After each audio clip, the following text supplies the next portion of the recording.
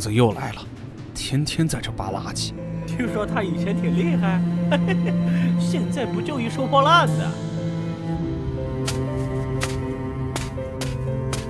拿进来啊！今天上交的废铁税呢？昨天交过了。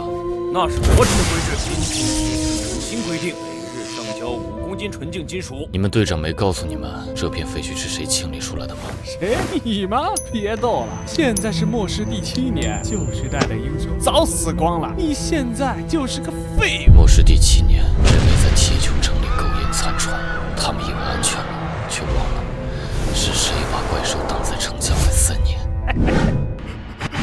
是比奇古斯兽，快跑！吵死了！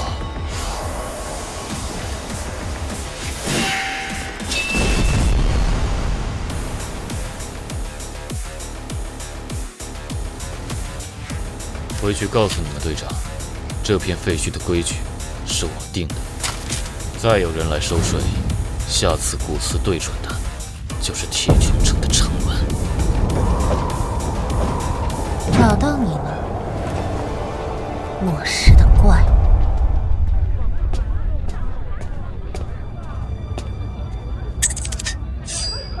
哎，苏小姐，今天怎么有空来我这儿啊？你们破晓组织不是刚清理了西边的僵尸巢穴吗？找个人，一个在废墟收垃圾的男人。您说那位，劝您别去。城防军的人昨天回来了，吓得不轻，说他一抬手就杀了 B 级古刺兽。那正好，我们需要能杀怪兽的人。苏队长，正好，指挥部请您去一趟，关于昨天外围的异常事件。带路。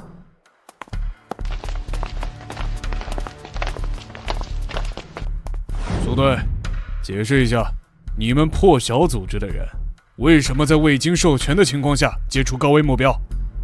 王指挥官，第一，陈进不是我们的人；第二，据我所知，是你们的人先去找他麻烦，还违反了废墟区免税协议。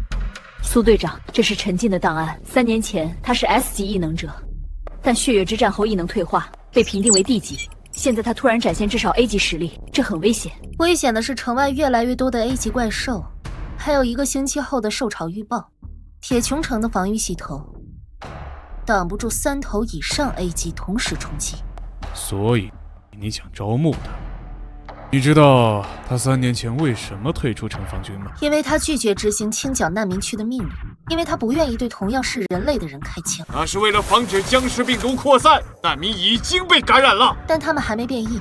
陈进的选择是独自进入感染区，找出病毒源并销毁，救了400人，而你们的选择是炮火覆盖。我会去接触陈进，不是为了你们，是为了铁穹城里还想活下去的人。如果你们想阻止，先想想昨天那3个骨刺，如果对准的是这里，你们有谁能挡得住？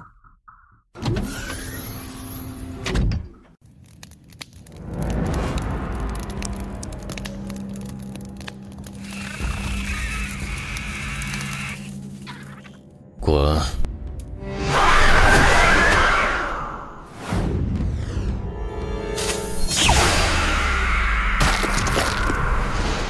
说了，吵。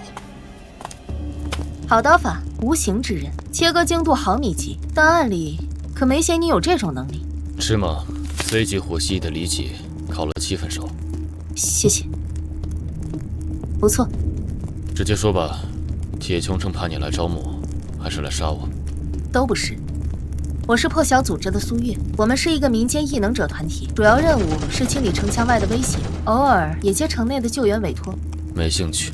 听说你3年前退出时说过一句话：当保护变成了屠杀，这身力量宁可废掉。所以现在城外出现了一头新的 A 级怪兽，代号屠夫。他不攻击城墙，专挑难民聚集点下手。过去2周，3个小型避难所被屠，无人生还。城防军说资源有限，不救援非官方据点。位置：西北方70公里，旧工业园区。我们有情报，屠夫今晚会在那里出现，但我们需要一个能正面抗衡 A 级的人。带路。就这么简单？不问报酬，不问我是不是在骗你？你进来时鞋底沾了血，是人性。新鲜，不超过2小时，你刚从某个受伤的人身边过来。骗我的人不会急着去救人。带路吧，苏队长。苏姐，你回来了。这位是陈静，我们的临时外援。苏姐啊，不是我不信你，但就他正面刚 A 级。阿猛，少说2句。苏姐找的人肯定有本事。难民都在那栋楼里。对，37人，大部分是老弱妇孺。我们原本想把他们转移，转移途中被袭击更危险。明智。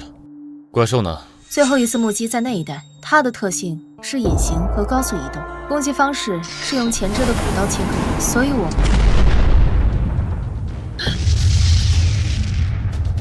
他来了，比预计早了1个小时。进来了。掩护难民，陈静，你。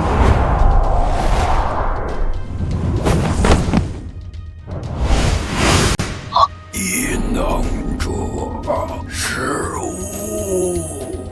会说话的 A 级，有意思。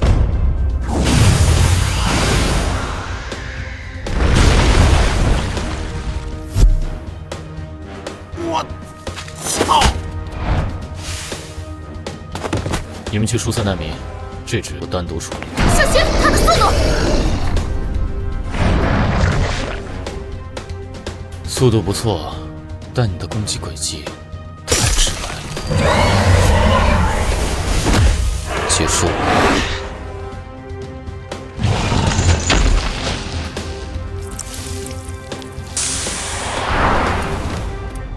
解决了，下次找点更强的来。这已经不是 A 级异能者的范畴了。屠夫的骨刀硬度超过合金，他徒手捏碎。屠夫的心脏有高温保护层，他直接穿透。他的异能不是退化了吗？这算什么？指挥官，必须重新评估陈进的威胁等级。如果他愿意，一个人就能攻破铁穹城的防线。而且他和破晓组织走得很近。苏约那个女人一直对城防军的政策不满。如果他们联手，错了。现在的问题是1个星期后的收潮，我们需要能对抗 A 级怪兽的力量。陈进是目前唯一确认能秒杀 A 级的人。可他不会听我们的。3年前的那件事，那就换个方式。他不是在乎难民吗？通知下去，加强外围难民区的防疫检查，任何疑似感染的人集中隔离。指挥官，这样会激起民变。所以我们需要一个英雄去安抚他们。告诉苏月，城防军愿意提供物资援助难民区，条件是陈进必须加入临时防御部队，负责受潮的正面战场。他会答应吗？他会，因为他和我不一样，他真把那些难民当人看。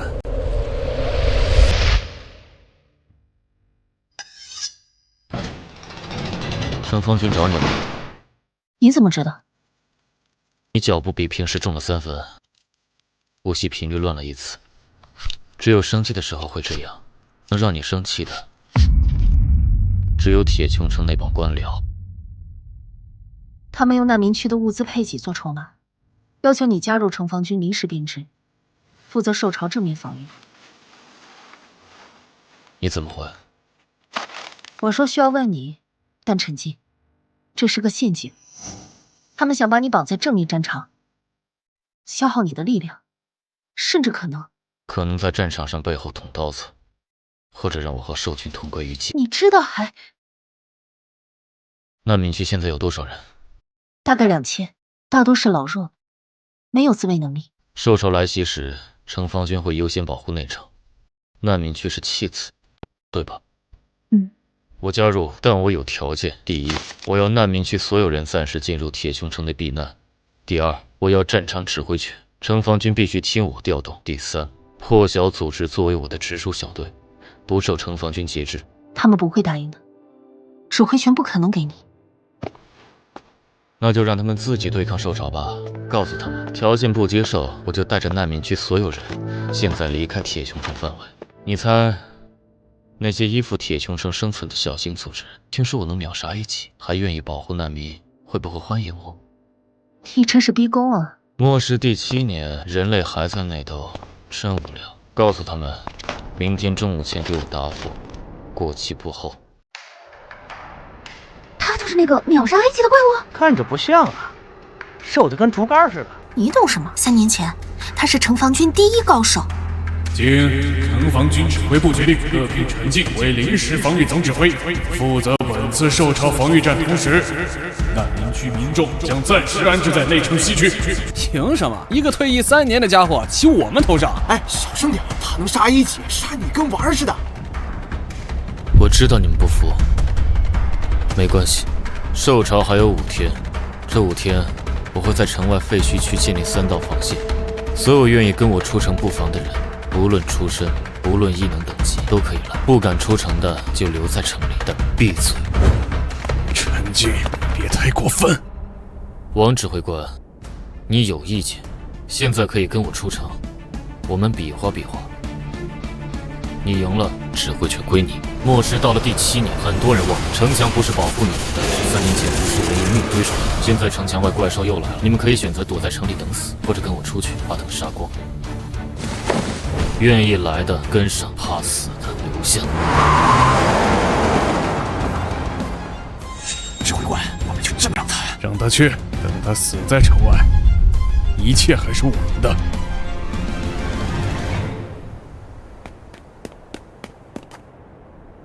你就不怕王磊在背后搞鬼？他不敢。受潮当前，他动我，军心就散了。但受潮之后呢？之后，如果我能活着回来，他就不配当我的对手；如果我回不来，这些事也没意义了。你好像不怕死。我怕的是死的没价值。3年前我怕过一次，所以躲了3年，现在不想躲了。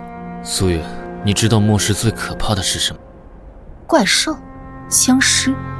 是人性的腐烂。怪兽吃人，至少是为了生存；人害人，却可以为了权力、资源，甚至只是一句口角。我想看看能不能在这腐烂的世界里救出一点还没烂掉的东西。比如他儿子是城防军，死在墙外。现在他为保护城墙出力，哪怕没人记得他儿子的名字。够了，这就够了。哨兵报告，西北方向有小型兽群活动，大约20头 C 级，明早可能到达。交给你们练手，我在后面压阵。你倒会偷懒。培养新人也是指挥官的职责，不过有客人来了。陈进，有人出高价买你的命。王磊派你们的，死人不需要知道。你们知道吗 ？A 级和 B 级的差距不是力量，是规则。我能控制10米内所有金属的分子结构。你们的刀在我眼里和豆腐没区别，但我不喜欢杀人。我会去告诉王磊，这种小把戏没用。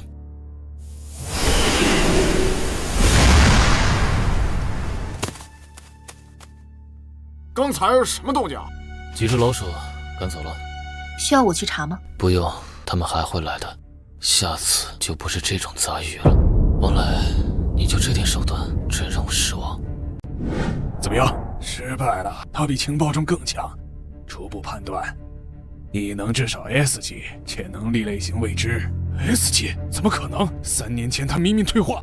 3年前的血月之战，所有参战者都出现了异能波动，有人退化，也有人进化。指挥官，如果他真是 S 级，那我们受潮还有4天，必须在那之前解决他，不惜一切代价。我有一个提议，城防军仓库里是不是还封存着3年前从狮王身上提取的病毒原液？如果陈静不幸在防御受潮时被感染了僵尸病毒，你想干什么？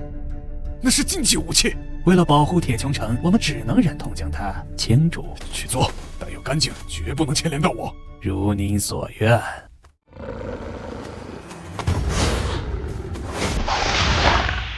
小李，左边3只，阿宝火力压制。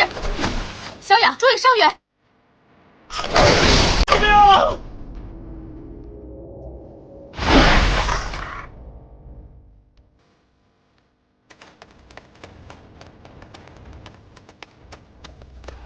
你刚才出手了？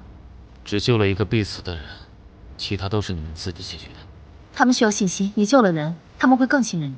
信任不是靠救几次命就能建立的，是靠一起活下来。不得劲。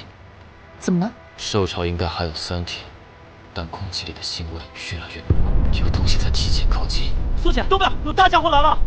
这是 A 级工程手，受潮的先锋，怎么会提前出现？别人，一级战斗准备。你们退后，这个你们对付不了。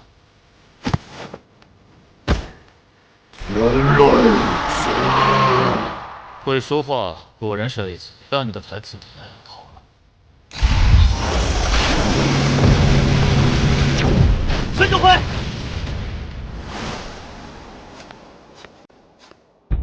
温度不错，可以烤肉了，但穿透力不高。你的骨刺还给你，该我了。不，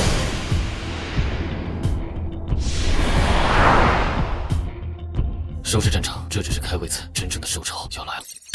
这根本不是 S 级，这是怪物，所以必须尽快执行计划。明天受潮前锋正式抵达，我会把病毒原液混入补给物资送到防线。只要陈静接触到，它就会在24小时内变异。但病毒原液不稳定，万一扩散，那正好，就说陈静感染后发狂，攻击防线，导致病毒泄露，我们被迫清理整个废墟区，包括所有志愿者，一劳永逸。那些志愿者里有城防军的人，为了铁穹城的未来，必要的牺牲。指挥官，你想清楚，是让一个不受控制的怪物活着，还是彻底解决隐患？去做，但我要绝对保密。放心，我会亲自处理。陈静，有件事我必须要告诉你，我查到一些线索，王磊可能要对你不利。知道了，昨天的袭击者，今天的工程兽提前出现，都太巧了。你不怕？怕有用吗？而且我有预感，他的手段不止这些。我会加强警戒，所有送来的物资，我都会亲自检查。苏月，如果有一天我必须站在铁穹城的对立面，你会怎么选？为什么这么问？末世里，人总在选边站。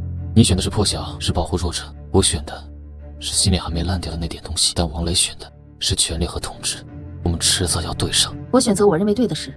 如果铁穹城变成了需要被推翻的东西，那我就是叛军。好，记住你今天的话。苏姐，陈指挥，城防军的补给车队到了。苏姐，陈指挥，城防军的补给车队到了。我去检查。小心点，我有种不好的预感。苏队长，这是指挥部特批的强化弹药和医疗物资。王指挥官说前线辛苦，我要开箱抽检。请便。苏姐，没问题。太正常了，反而可以。苏队长，检查完了，那我们可以卸货了吧？兄弟们还要赶回去。等等，所有箱子全部打开。苏队长，这不合规矩吧？这么多箱，我说全部打开。怎么了？陈指挥，苏队长要全部开箱检查，但这会耽误时间啊。有发现？没有，但直觉不对。这个箱子谁负责的？我亲自装的。好。这是什么鬼东西？僵尸病毒原液，用惰性金属外壳封装，一旦打开或者受到剧烈撞击，外壳破裂，病毒就会扩散。不是我不知道。谁给你的？是一个蒙面人，他给了我一笔钱，让我把这个箱子混进来。他说只是给陈指挥一点教训，我不知道是病毒。蒙面人在哪儿？我不知道，他只在黑市出现。滚回去告诉王来，他的手段我见识了。下次我会亲自去指挥中心找他谈谈。这个怎么处理？病毒怕高温，正好我最近对温度控制有点心得。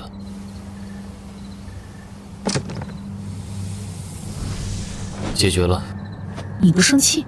生气，但更觉得可悲。受潮当前，人类的高层还在想着内斗。等受潮结束，我会跟王磊好好算这笔账。现在先准备迎接真正的敌人。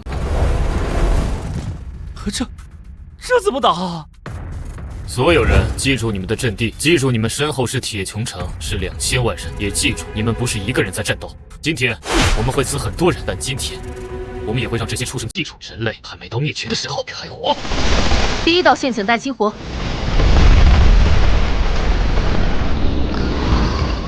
飞行和酸地的交给你们，力量线我来。小心！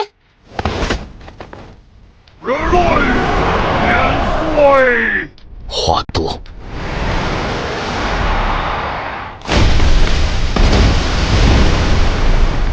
不可能！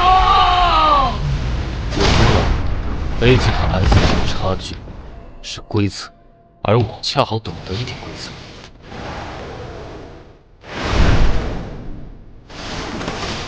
需要帮忙吗？不用，我们能解决。哼，定。王磊的城防军还没动静？没有，他们打算看我的死光。那就让他们看看什么叫真正的力量。3年没用，希望没生疏。这是空间异能？不，是吞噬。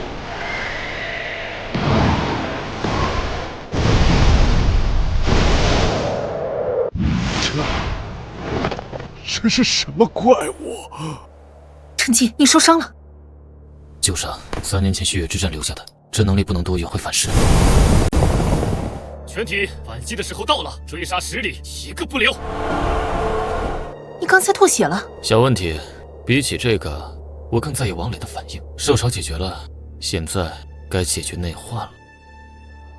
追击部队回来了，受潮残余已清理干净，短期内不会再有大规模袭击。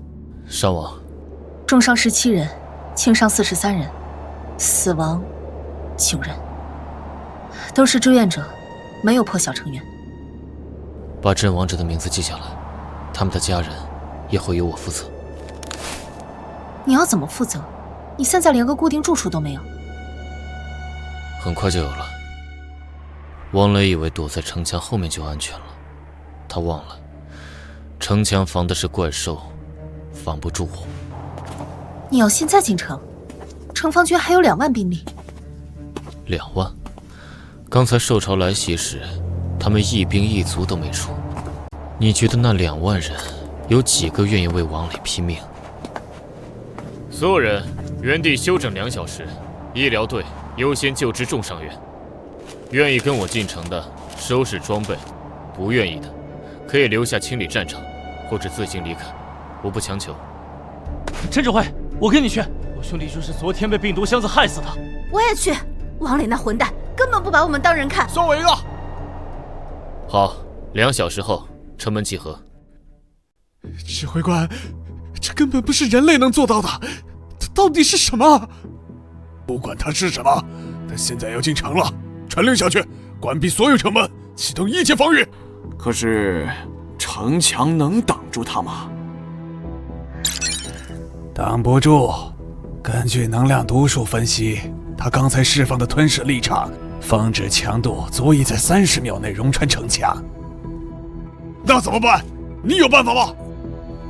有一个提议，您主动打开城门，以最高规格迎接英雄归来，当众向他道歉，承认病毒箱子是下属擅自行动，您完全不知情。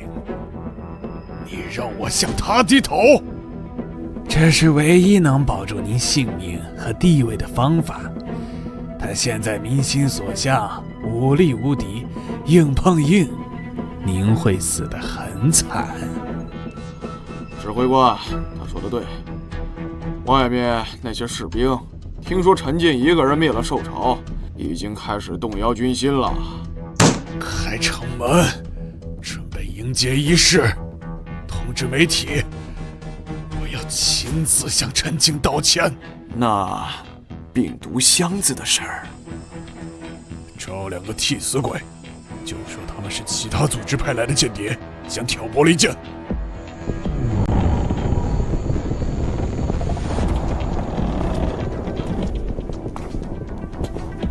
陈进，欢迎回来，你是铁穹城的英雄。关于之前补给车队混入病毒箱子的事，我已经彻查清楚了，是2个被敌对组织收买的叛徒所为，他们已经被就地正法。我代表城防军向你、向所有前线勇士致以最诚挚的歉意。王指挥官大姐，陈进太厉害了，一个人就打退了受潮，这下铁穹城安全了。他在演戏，想用舆论绑架你。我知道。王指挥官，你演技不错。陈进，我是真心道歉。那2个替死鬼是你亲信吧？我昨天还见过他们。你说什么？病毒箱子的事是你指使的，目的是让我感染变异，然后以清除危险为名杀我。可惜你低估了我的能力。陈进，你不要血口喷人！你有证据吗？我不需要证据，我只需要你记住一件事：这面墙保护不了你，城防军2万人保护不了你。你能活着站在这里，是因为我现在不想杀你。但下次你再搞小动作，我会拆了指挥部，把你从废墟里挖出来，挂在城门上风干。听明白了吗？明白了。从今天起，铁穹城的防御有5结果，所有城防军原地待命，等待整编。有异议的，现在可以站出来。很好，苏月在。带人接收指挥部，反抗者按叛变处理。是。王指挥官，带路吧，我们去你的办公室，好好谈谈。人带来了，就是他们承认是叛徒的。王指挥官，你来说说，他们是怎么被敌对组织收买的？他们之前负责物资调配，可能被外面的组织许诺了利益。陈指挥，冤枉啊！是王指挥官逼我们认罪的，他说如果我们不认，就杀我们全家。病毒箱子是他和蒙面人的计划，我们只是听命行事。胡说八道！你们这2个叛徒还敢诬陷我！蒙面人是谁？我不知道什么蒙面人。昨天补给车队队长说，是一个蒙面人给了他箱子。今天你的手下说是蒙面人和你的计划，这么多人证，王指挥官，你觉得我该信谁？我耐心有限，最后问一次，蒙面人是谁？在哪儿？他叫博士，是末世前生物实验室的首席研究员，病毒原液就是他提供的。我只知道他住在内城地下黑市，具体位置我不知道，每次都是他联系我。博士，我听说过这个名字。黑市里流传的强化药剂和异能催化剂，据说都是出自他手。强化药剂，一种能短时间内提升异能等级的药剂，但副作用很大，使用者活不过1年。城防军精英部队里有人在偷偷使用。用命换力量，真是好手段。王磊，我给你一个活命的机会，以指挥官名义发布全城通缉令，悬赏捉拿博士，同时公开所有关于病毒原液和强化药剂的资料。公开资料，那会引起恐慌啊！恐慌总比蒙在鼓里等死强。还有，城防军指挥权正式移交给我，你降为副指挥。陈进，你别太过分！我在铁穹城经营了7年，所以你现在还活着。再啰嗦一句，你就去陪兽巢里的那些怪兽。苏月，派人去黑市查博士的下落，记住，我要活的。明白。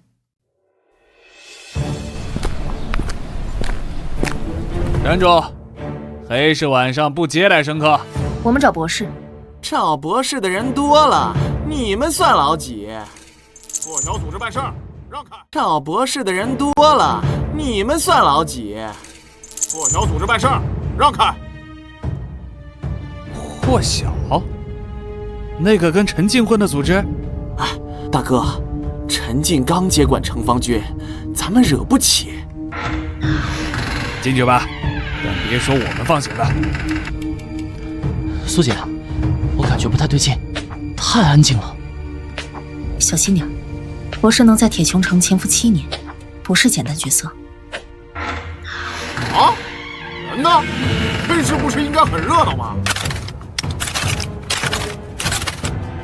欢迎破晓组织的朋友们，我等你们很久了。陈进没来吗？真可惜，我对他很感兴趣，能吞噬能量的异能，我在文献上从没见过。博士，你涉嫌非法研究病毒原液和违禁药剂，现在跟我们走一趟。走一趟？小姑娘，你知道这里是什么地方吗？这里是我的王国，在这里，我就是规则。这些是特制能量枪，专门针对异能者，被击中后，异能会暂时失效。你们3个，今天留下吧。你们3个，今天留下吧。那就试试。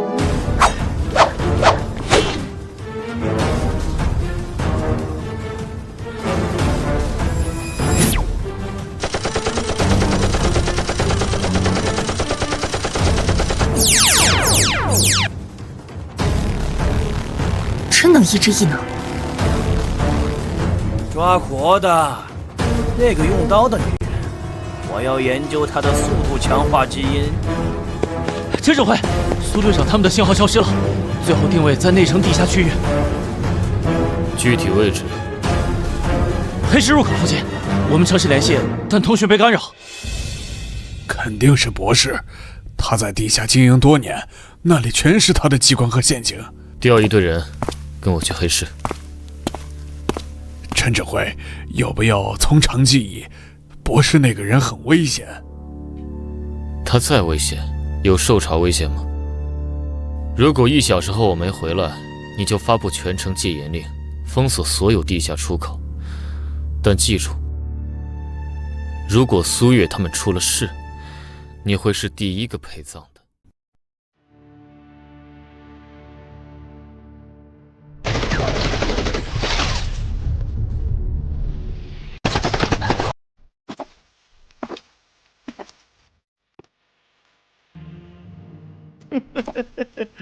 精彩，精彩！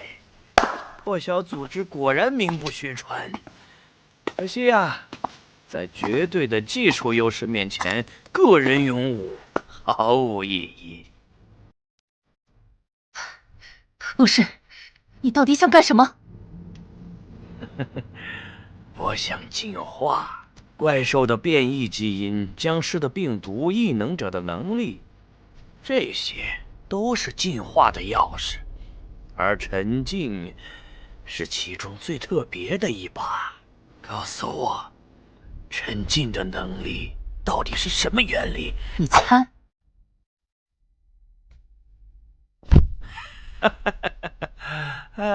忘了说了，我身上有个人防护立场，A级以下的攻击无效。哼，算了，等抓住陈静，我自己研究。上面有人在砸穿地面。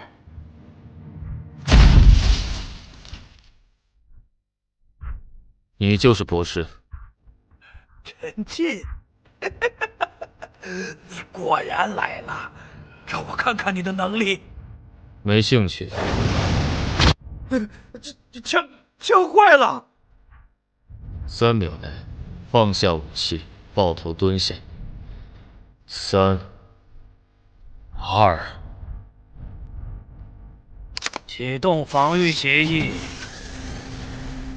这些炮台装载的是神经毒素弹，就算你能吞噬能量，毒素也会吸。时间到。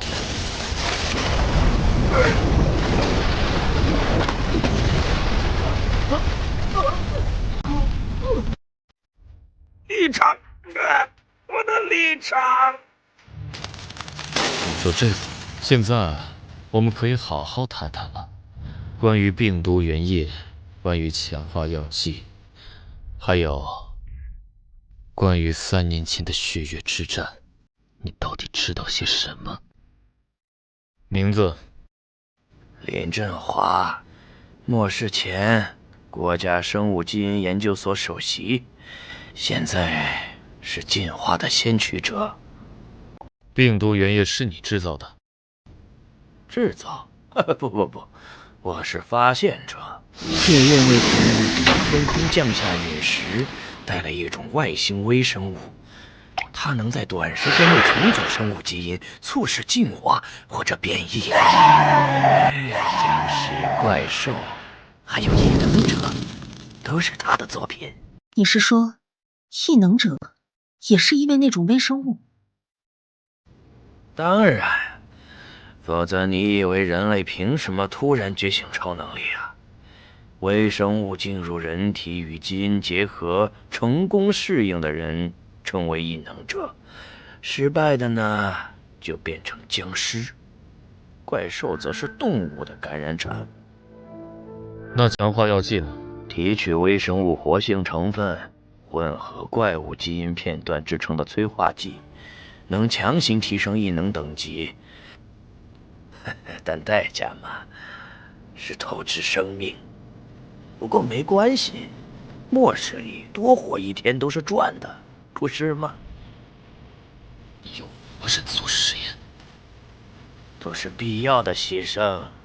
为了人类的进化，少数人的牺牲是值得的。如果我们合作，可以创造出新人类啊，超越异能者的存在。3年前血月之战，你参与了吗？为什么问这个？我参加过那场战役，在战场上，我看到过穿着白大褂的研究员在收集怪兽和阵亡者的尸体，其中一个人背影很像。那一战我们本能拿下，但中途出现3头从未见过的4级怪兽，导致防线崩溃，3级异能者战死。事后调查，有人泄露了防线布防图，是你吗？不是我，我只是个研究员。王磊说，病毒箱子是你主动提供的，你想让我感染变异，然后抓我做研究。这说明你早就盯上我了，因为我的能力特殊，还是因为你知道我3年前在血月之战中发生了什么？我不知道，我不知道。撒谎！我最近发现，我的能力不只能吞噬物质和能量，还能读取记忆碎片。要试试吗？不要！我说！血月之战是他们安排的战场，那3头 S 级怪兽是实验室里培养出来的，目的是测试微生物在极端环境下的进化速度。我只是负责收集证据啊！你们把战场当实验室，3000条人命啊！那是他们的决定，我只是执行命令。他们是谁？我不知道名字，只知道是一个叫救赎会的组织。他们早在末世前就存在，预言了血月降临。血月后，他们控制了大部分幸存者基地，包括铁穹城的高层。救赎会，你听说过吗？救赎会，你听说过吗？听说过，一个宗教性质的极端组织，宣扬净化末世，迎接新神。他们的势力很大，但行事隐秘。没想到，铁穹城的高层是谁？王磊只是明面上的傀儡，真正的控制者是城防军总参谋长，还有内城议会的3个议员，他们都是救赎会成员。苏月，把他带走，严密看管。小李、阿芒，你们去通知王磊，让他来见我。另外，把这些东西全部销毁，一点痕迹都不要留。那救赎会的事，一个一个来，先清理铁穹城，再找他们算总账。陈进，虽然你击退受潮有功，但擅自接管城防军，扣押高级研究员，这已经越权了。年轻人有冲劲啊，是好事，但要懂规矩。铁穹城能运转7年，靠的是完善的制度。制度？包括用活人做实验的制度。靠的是完善的制度。制度，包括用活人做实验的制度，包括勾结救赎会，把战场当实验室的制度。我不知道你在说什么。救赎会是个非法组织，我们一直在打击。林振华已经招了，他说你们4位都是救赎会成员，需要我让他来当面指认吗？胡闹！一个疯子的胡言乱语也能当作证据？我不需要法律证据，我只需要知道真相。赵总参谋长，3年前血月之战，你当时是前线总指挥，那3头突然出现的 S 级怪兽，导致防线崩溃，3000人战死，是你下的命令，让他们出现在那个位置的吗？陈进，你这是诬陷，那场战役是意外。戏外，林振华说那是救赎会的实验，目的是测试微生物的进化速度，而你是实验负责人之一。陈进，有话好好说。就算赵参谋长有什么不对，那也是为了人类大局着想。就算赵参谋长有什么不对，那也是为了人类大局着想。末世里牺牲在所难免。所以那3000人就该死。我不是这个意思。你们4个现在有2个选择：第一，主动交代救赎会所有情报，交出所有非法实验资料，然后接受审判；第二，我帮你们选。陈进，你真以为你无敌了？铁穹城能屹立7年，靠的不是1、2个人的武力，我们手里掌握的是你想象不到的力量。比如内城地下的最终防御系统，一旦启动，整个铁穹城会进入封闭状态，所有能源供应切断，通风系统关闭，外面的人进不来，里面的人也出不去。他在威胁，如果我们动他，他就拉全城人陪葬。明白了，所以你们是打算选第2条路？那就别怪我了。明白了，所以你们是打算选第2条路？那就别怪我了。那就别怪我了。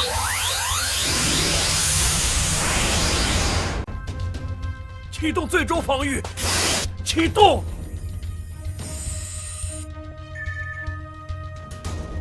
忘了说，来之前我让王磊切断了内城所有非必要系统的能源。你说的最终防御，现在只是一堆废铁。王磊，你敢背叛我们？我这是想活命。最后机会，救赎会的总部在哪儿？首领是谁？你永远别想知道，救赎会的力量远超你的想象，他们会为我报仇的。是吗？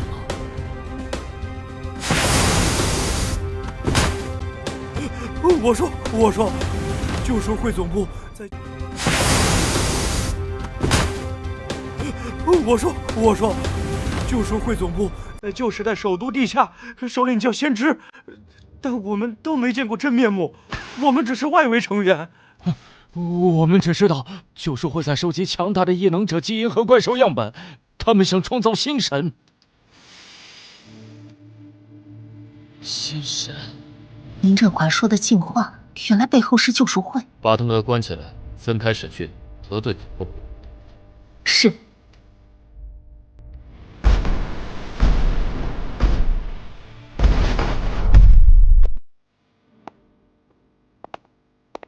苏耀，准备一下，等铁穹城稳定下来，我们去一趟旧首都。你要去找救赎会总部？他们拿人命做实验，还想创造什么新神？这种组织不该存在。而且，我有种感觉，3年前血月之战发生的事，和我失去的那部分记忆，答案都在那。3年前血月之战发生的事，和我失去的那部分记忆，答案都在那里。铁穹城的居民们，3天前兽潮来袭时，城防兵一兵未输，因为指挥官王磊和总参谋长赵明与非法组织救赎会勾结，试图用病毒害死前线战士。救赎会拿活人做实验，制造病毒和怪兽。3年前的血月之战，3000名战士的死亡不是意外，是他们安排的实验。畜生！杀了他们！王磊，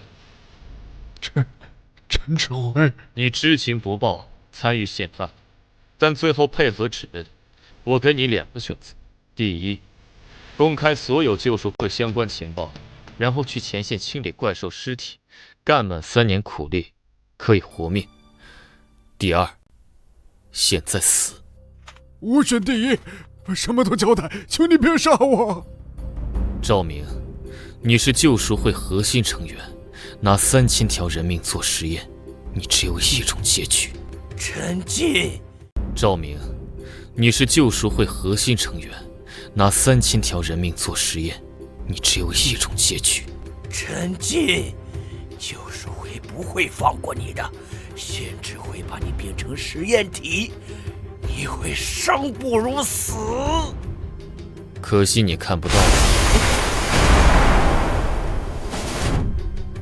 从今天起，铁穹城实行新规：第一，所有资源按需分配，优先保障老弱妇孺；第二，城防军重组，由苏月暂代指挥官；第三，任何人发现救赎会成员，举报有赏，包庇同罪。破晓组织将协助维持秩序，我们会在各区域设立联络点，受理任何不公事件。陈指挥，那以后谁来保护铁穹城？我。只要我在一天，怪兽就进不了城。但保护不是免费的，所有成年男女必须接受基础战斗训练。末世里，没有谁该被谁保护，每个人都要有拿起武器的觉悟。我愿意训练。每个人都要有拿起武器的觉悟。我愿意训练。我不想再像以前那样等死了。我也愿意。这里交给你，我去处理点事。去哪儿？监狱，看看林振华还藏着什么。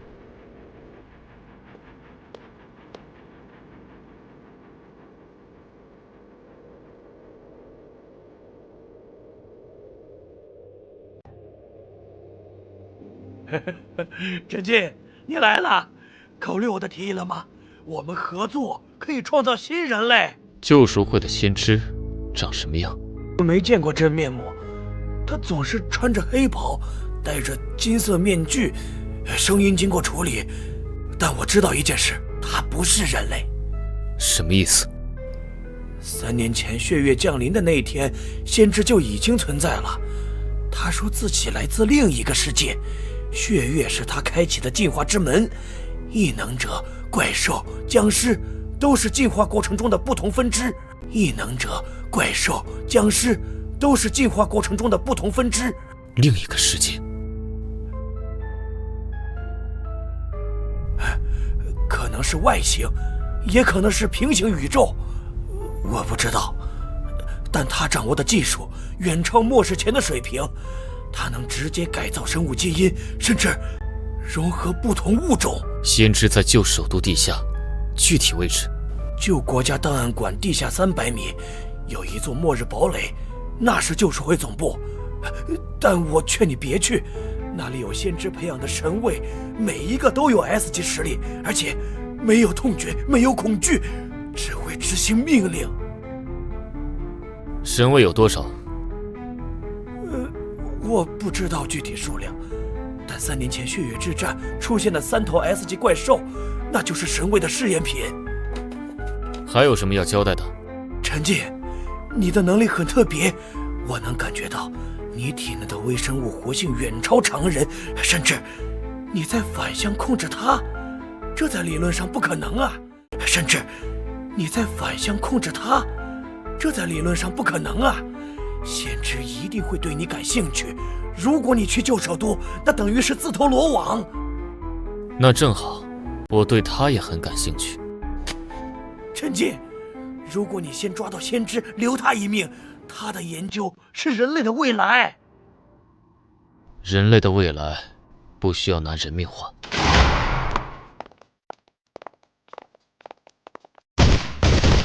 苏姐，这次精兵蛋子底子太差了，大部分连枪都没摸过，所以才要练啊。陈静说的对，末世里不能总指望别人保护。苏姐，陈使会使真要去救首都？那地方离这500公里，路上全是怪兽巢穴和僵尸群。他决定的事没人能改，我们能做的，就是在他离开期间，守住铁穹城。苏指挥官，东北巡逻队发现异常，有一支车队正在靠近，悬挂白色旗帜，但车型不像普通幸存者。车队规模？5辆装甲车，改装程度很高，车身上有金色眼睛的标志。东北巡逻队发现异常，有一支车队正在靠近，悬挂白色旗帜，但车型不像普通幸存者。车队规模？5辆装甲车，改装程度很高，车身上有金色眼睛的标志。救赎会的标志，全员戒备，通知陈静。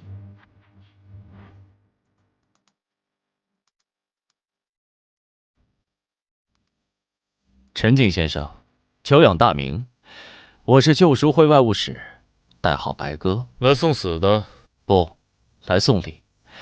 先是听说了您在铁穹城的壮举，非常欣赏，特意派我送来一份礼物，表达友好。这是最新研发的净化药剂3型，无副作用，能永久提升异能等级，1支就足以让 B 级晋升 A 级。这10支是我们对铁穹城新秩序的贺礼。别信，肯定是陷阱。条件，先知希望与您合作，铁穹城可以成为救赎会的盟友，享受技术共享和资源支持。作为回报，我们只需要您提供1点血液样本，用于科学研究。